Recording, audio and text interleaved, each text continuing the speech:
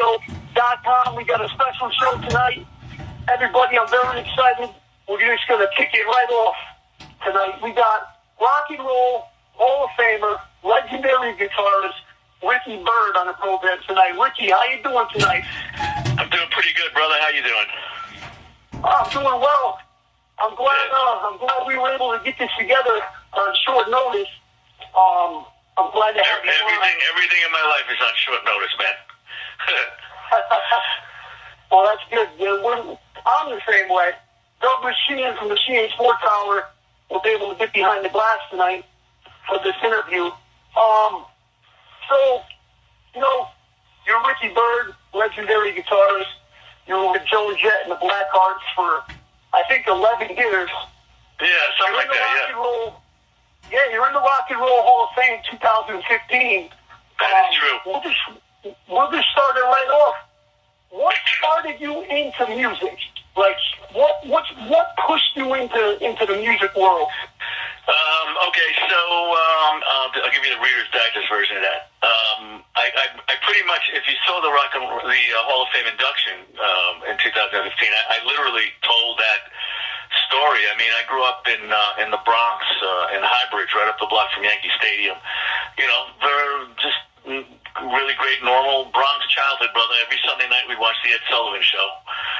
And, so I just turned 60, right? So I'm talking about, I think it was 65, something like that. Let's see, 65, watching the Ed Sullivan Show. And, that season they had the Beatles and the Stones on. And, I was always that kid that listened. I always had the transistor radio. It's funny, I always either had like a transistor radio up to my ear and then a baseball bat in the other hand. Those were my two things, music and baseball. And I saw the Stones and the Beatles, and I think when I saw the Stones, there was something there that I saw that they reminded me of me. I mean, I was a shy, quiet kid, kind of introverted. I just saw them being different. I felt different. The girls were screaming. That was a plus. And, like I said in my speech, the main thing is Ed Sullivan looked completely horrified, so that was kind of a kick for me. Even at that age, it seemed like a nice route to take. And that's it. I asked my mom for a guitar the next day, and she brought one home. She brought me my first acoustic guitar, which was given to her to give to me from her boss back then. And the guitar is now in the Rock Hall. I've had it all these years, man. Yeah, that's awesome. So you would say your influence in music would be the Rolling Stones and the Beatles? Yeah, I mean, I would say so I'm a kid, right, in the 60s. We moved to Queens, Flushing, Queens when I was, maybe 14. And so previous to that, in the Bronx, if you picture me up on the roof, Tar Beach as we would call it, yeah? And transistor radio and listening to AM music, AM radio, and listening to the Good Guys and all the great radio stations we had back then, and listening to I think the biggest plus for somebody my age about music back then, everything is fragmented now, right? So like XM radio, Sirius, fabulous, but it's a separate station for each genre of music. But when I was a kid, you'd be listening to AM radio, so I would hear, in one segment, you'd hear like Dean Martin, the Stones, Sam Cooke, the Kinks. It would be all on one, it would be one song after another. And that sort of gave me my education of music, and I figured out what I liked and what I didn't like. When we moved to Queens, so now we're in the 70s, early 70s, so I was a teenager in the 70s. So the Stones and the Beatles start off with that, and of course we had a lot of great rock and roll magazines back then. I would read the articles, and people like Keith Richards would tell me he grew up on Chuck Berry and Muddy Waters, and I was like, who's Muddy Waters? So I would go looking and find out who Muddy Waters was, and then that's how I got my education on blues. And even though that AM radio I just talked about would play Otis Redding or Sam Cooke, they would play the hits, right? So like Sitting on the Dock of the Bay, or maybe Sam Cooke doing We're Having a Party. But I would sort of, I got so interested in it that I started to read up on these people, and then I would get their albums and find out some of the cool deep cuts, so to speak. And I was very into British rock and roll, you know, like Humble Pie, the Faces. I love Rod Stewart and the Faces. They were a big influence. The Kings, the Who, huge influence. And all the other bands that came around, and American bands like Mountain with Leslie West. And it's funny because I've become friends over the years with most of these people at this point, or have even played with them at either an event or for a tour or something. So that's really my background was, I guess, sort of top 40 AM radio in the 60s, late 60s. And then the 70s, when I was an actual teenager, it was Maggie May and the sort of Lola, the Kinks, and things like that. Okay, so now... That's pretty much where it started. Not much of a heavy metal guy. I'm really a rock and roll guy. It all starts with Chuck Berry for me. So any kind of music that has blues and soul roots, that's where my heart lies. And even the Who started out as sort of an R&B band when they started playing clubs in England. So if you get some of their first records, they did a lot of soul covers. And even the Beatles, they did Chuck Berry songs and Little Richard songs, and so that's really pretty much, even to this day, I love it if it's got blues and soul roots to it, and straight up rock and roll.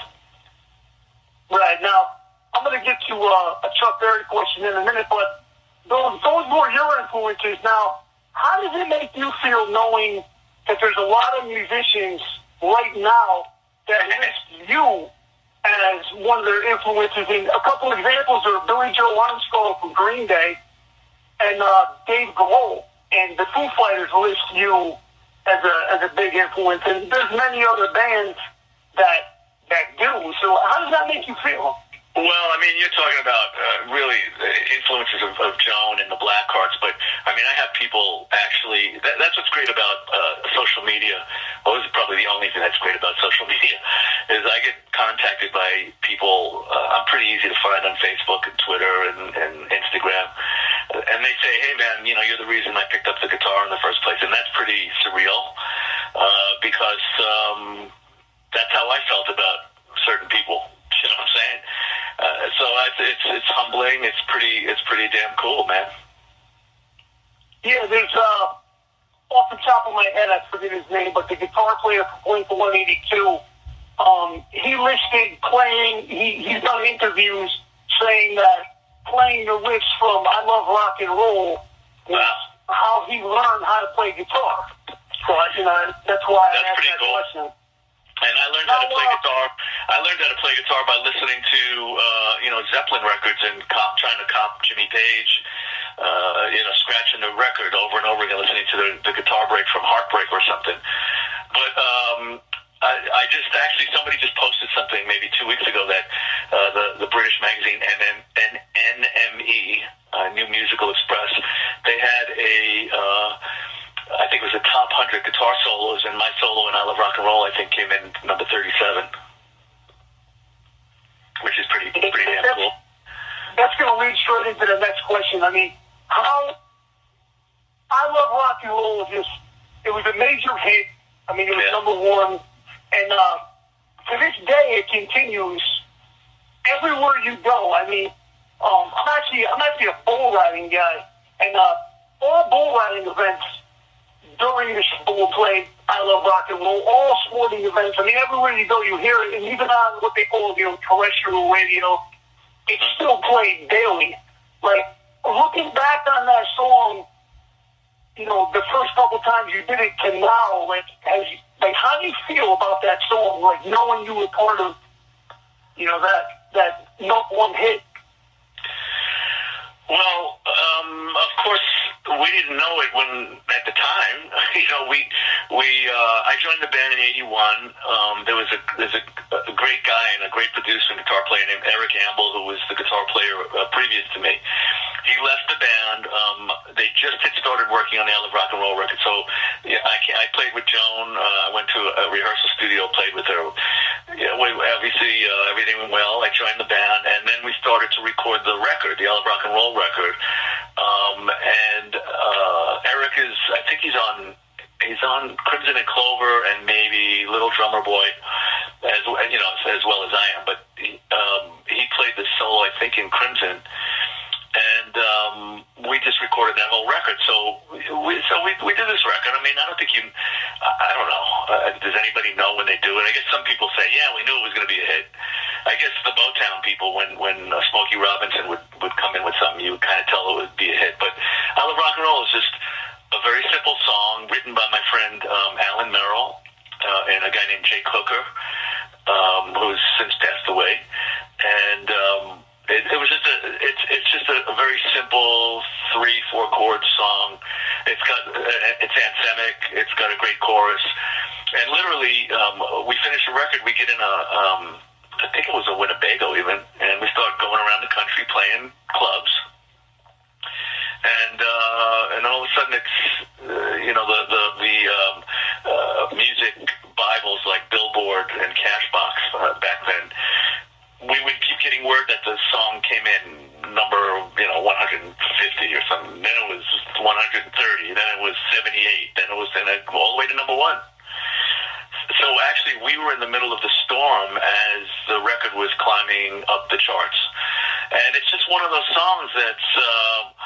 It's just easy to sing, and it's still around. And I guess it is a classic song. I hear it all the time, too. It's in movies. I remember taking my kid to see Alvin and the Chipmunks band, and I had no idea. And I'm sitting there, and all of a sudden, the Chipmunks are jamming to I Love Rock and Roll. And I don't know if I was excited or embarrassed, but either way, it was in the movie. Right, it's just one of them songs that, It's just one of them songs. You hear everywhere. That's why I was. It's like smoke on the water. It's like smoke on the water, man. Yeah. It's gonna always be around. Now, just a couple things. Now, do you talk to Joan yet? And is there any plans of doing the tour? No. That chapter's closed. I mean, I would love to do something, a one-off with her. We don't really. Last time I saw her was in 2015 at the Rock Hall. I mean, she's out on the road all the time. I'm busy doing my stuff. We see each other, we hug and have a chat. But we're in two different flight paths at this point. And she's always on the road with the Blackhearts, with the new Blackhearts. And I'm always doing my stuff, my recovery stuff, or really cool. I got a great blues band I play out with for fun with Bobby Torello, who played with Johnny Winter, and a great bass player, Amy Madden, who played with John Lee Hooker and Paul Butterfield. And I do that for fun, and I do these great events. I just played with Smokey Robinson and Sam Moore at a big charity event, and I do my recovery stuff. That's my priority.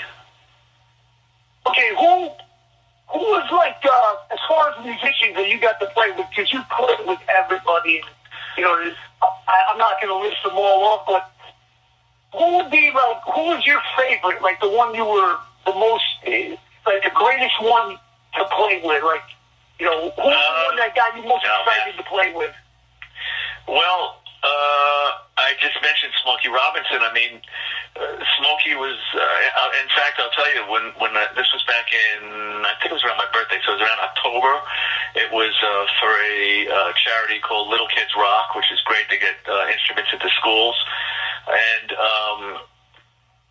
Smokey was one of the special guests. So Smokey Robinson, Sam Moore, and what's his name? Footloose. Help me. Footloose guy.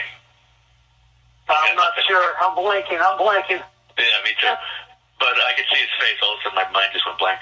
But I went up to Smokey Robinson at soundcheck. So I was in the band. I was in the house band, right, with Will Lee from Letterman and Liberty DeVito on drums from Billy Joel's band, and it was just a great all-star band.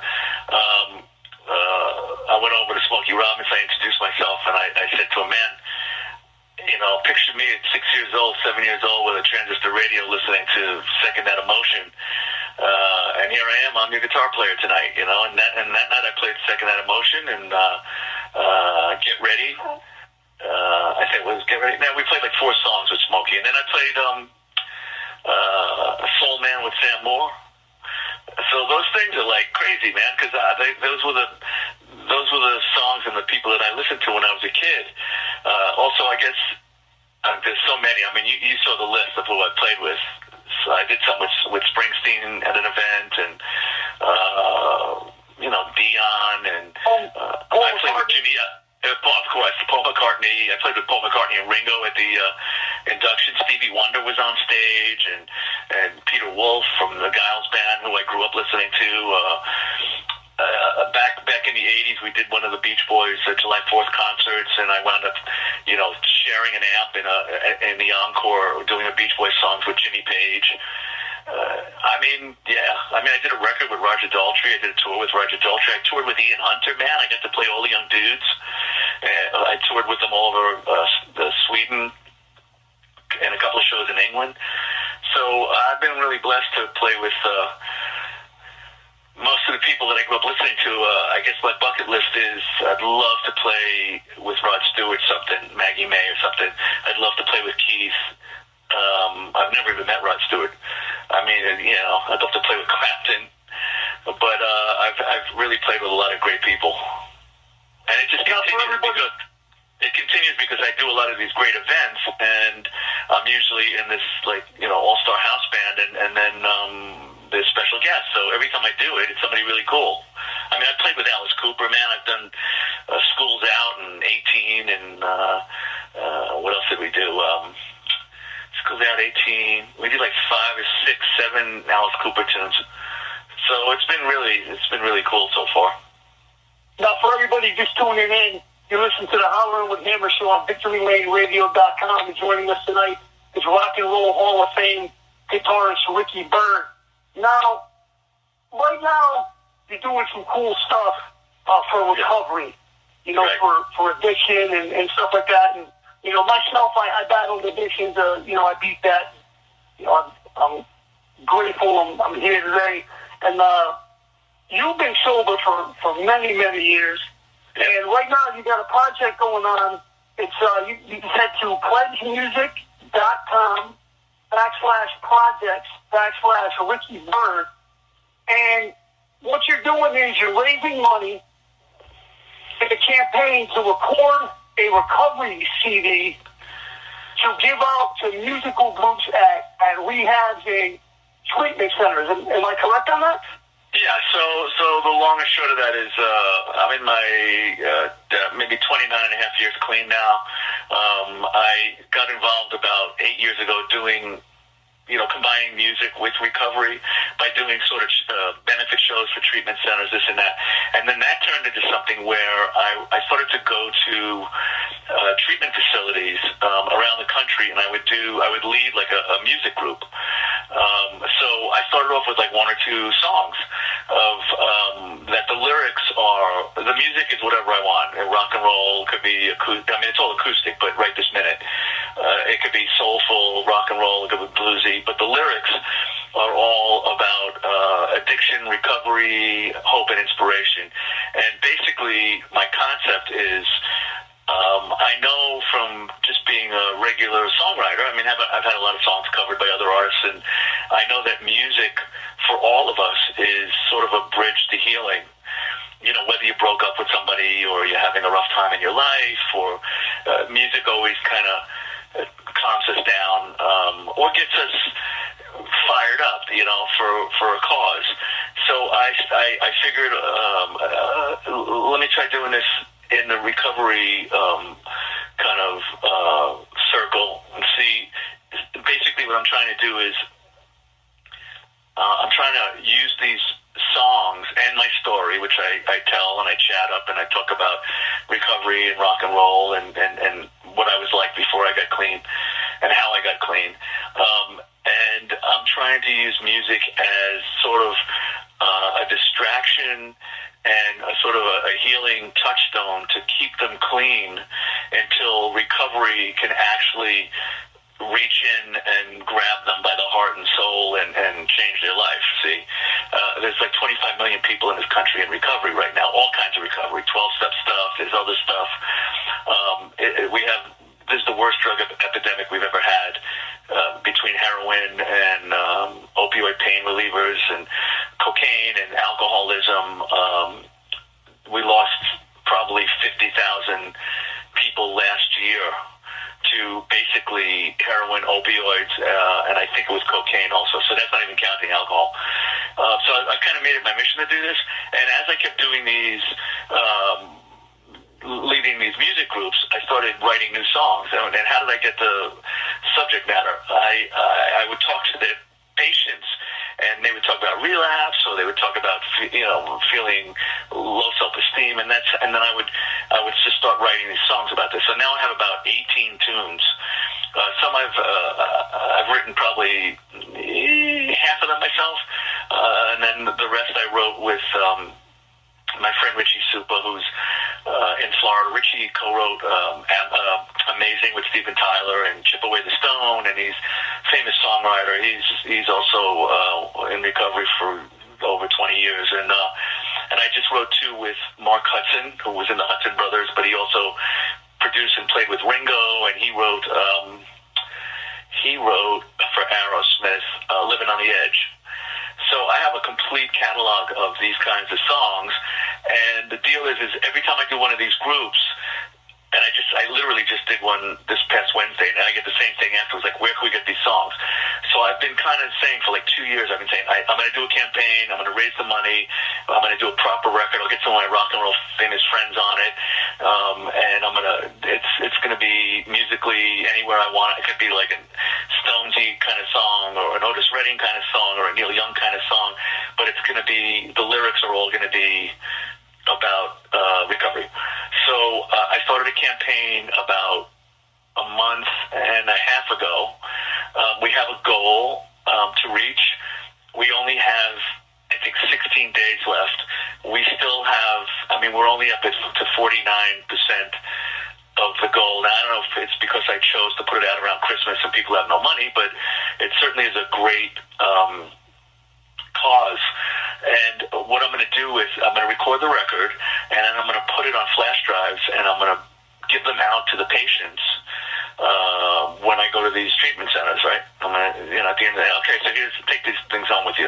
Now, how do I know that works? Is because I always tell everybody, I'm easy to find. Like I said, I'm on Facebook. I have like a stack of messages from patients from the last couple of years telling me that they keep the lyrics on their refrigerator, and the songs mean so much to them, and it helped keep them sober, and they still refer back to the rough acoustic versions that I posted, and when they're feeling kind of iffy, they listen to them. So I know what I'm doing is important.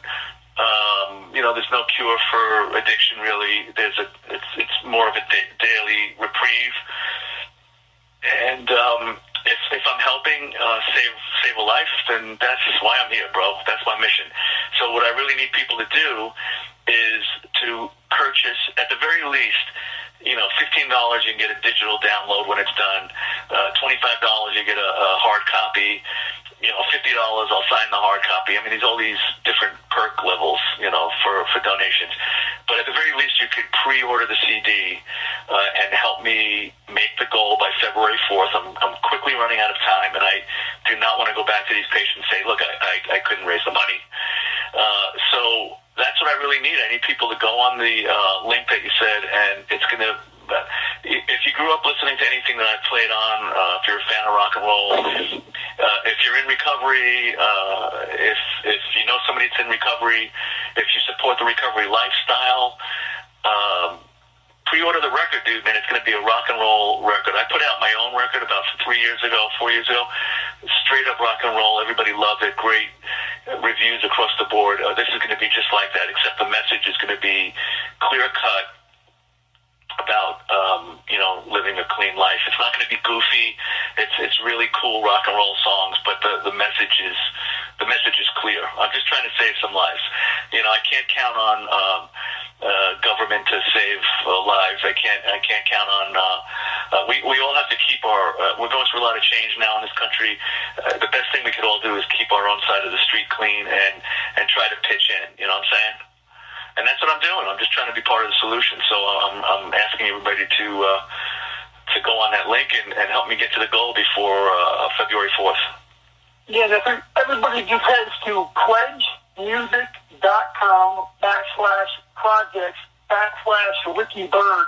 It comes right up, and, you know, he's not asking for tons of money. Like you said, it starts at $15 and, you know, goes up to $50. And there's a lot of cool stuff there. Signed lyrics, house concert. I mean, the deal is the more money. Listen, if there's somebody out there with deep pockets that knows somebody that didn't make it through recovery, I'm telling you that we're trying to help. We're going to do outreach programs across the country. So if somebody has deep pockets, you donate. I don't have it in front of me, but $5,000, bro. You know, I'll put you on as a producer on the record on the back of it. I'll do a shout out on the liner notes for X amount of dollars. I mean, whatever it takes. I have got to. I got to do this record because I see it on their faces when I play the songs, and they're I swear to you, every single time. Where do we get this music? So I'm trying to do it. The songs are ready. The studio's ready. I just need to fund it. Yep, and everybody can link up to my social media or Victory Lane Radio social media, and all this will be there, as well as the SoundCloud and iTunes download of tonight's live show. Within a half an hour, that'll be up. Ricky, we're about out of time. I really appreciate you coming out tonight. And everybody also can head to RickyByrdsCleanGetaway.com. I wanted to talk a little bit with you about the New York Yankees. That's my nonprofit, and we're going to do outreach programs. But don't donate to that yet. That's first. I got to raise the money for the record. So please donate to the Pledge Music link. But go on and see.